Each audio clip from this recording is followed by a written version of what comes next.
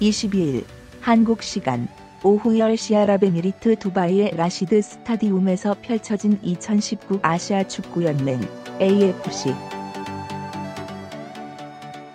아시안컵 16강 대한민국 바레인 경기에서 김진수의 연장 결승골로 한국이 2-1로 바레인의 진땅승을 거두고 8강에 올랐다.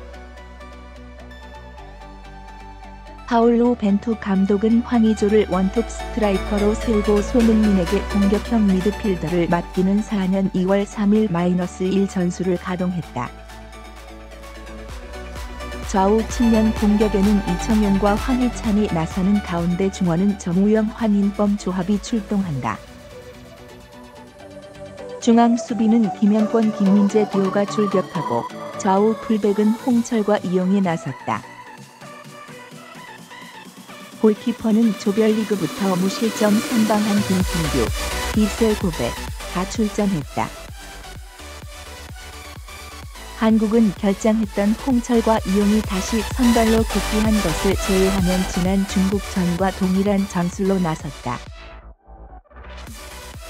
한국은 전반 초반 마르군의 기습적인 중거리 슈팅을 내주며 잠시 흔들렸지만 이내 점유율을 끌어올리며 경기를 주도했다.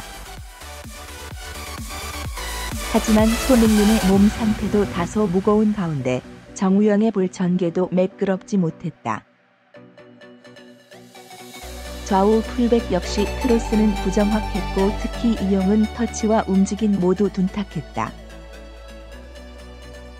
그러나 전반 중반 이후 패스가 살아나며 황의조와 이청용, 황희찬의 움직임이 활발해졌다. 전반 33분 황인범과 원투 패스를 주고받아 페널티 박스 안으로 침투한 황희찬이 수비를 제치며 기회를 엿봤지만 슈팅 타이밍을 놓쳤다. 하지만 전반 43분 손흥민이 측면으로 전개한 공을 이용이 문전 앞 크로스로 연결해 황의조가 쇄도했고 경합 과정에서 흘러나온 공을 황희찬이 침착하게 마무리하며 선제골을 뽑아내 마침내 리드를 잡았다. 후반전에는 동점을 만들려는 바레인과 추가골을 뽑으려는 한국의 공방이 이어졌다. 후반 9분 황희찬이 바레인 진영 정면에서 얻어낸 프리킥을 정우영이 수비벽에 허를 찔러 낮게 깔아 찼지만 수비에 맞고 골대 왼쪽으로 살짝 벗어났다. 후반 21분에는 이청용을 빼고 주세종을 투입하며 황인범을 측면으로 전진시켰다. 하지만 흐름은 서서히 바레인에 넘어갔고 후반 24분 바레인의 위협적인 슈팅을 김승규 골키퍼가 몸을 날려 막아냈다. 주도권을 바레인에 빼앗기며 어수선한 분위기가 이어진 가운데 결국 동점골을 허용했다.